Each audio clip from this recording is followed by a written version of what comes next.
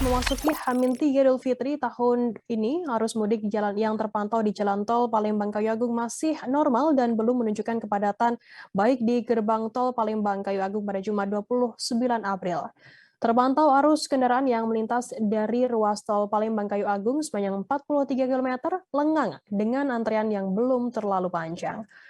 Informasi lebih lengkapnya akan disampaikan oleh rekan jurnalis kami dari Tribun Sumsel, ada Rahmat Kurniawan yang akan melaporkannya. Silakan rekan Rahmat. Baik, terima kasih Firda. Jadi Tribuners, dari pantauan arus mudik H-3 di Jalan Tol Palembang Kayu Agung hingga saat ini masih cukup lengang di pagi hari hingga menjelang siang ini. Belum ada menunjukkan tanda-tanda kepadatan arus lalu maupun di depan gerbang tol pintu Palembang Kayu Agung. Untuk kondisi jalan sendiri tadi sudah kami sempat melintas, untuk kondisi jalan sudah bagus dan normal sehingga bisa nyaman digunakan untuk para pemudik.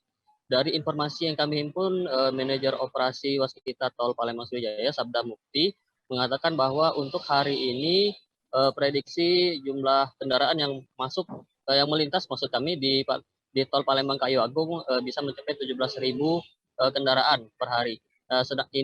Peningkatan ini sudah ditunjukkan sejak 6 hari lalu, di mana kenaikan itu hampir 50%, di mana jumlah kendaraan yang melintas di tol Palembang Kayu Agung itu mencapai di atas 12.000 per hari.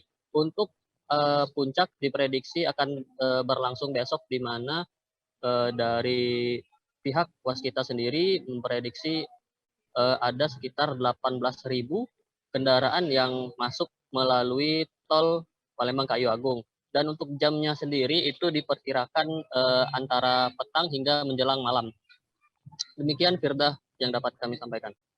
Ya baik, terima kasih rekan Rahmat dari Tribun Sumsel atas laporannya. Selamat bertugas.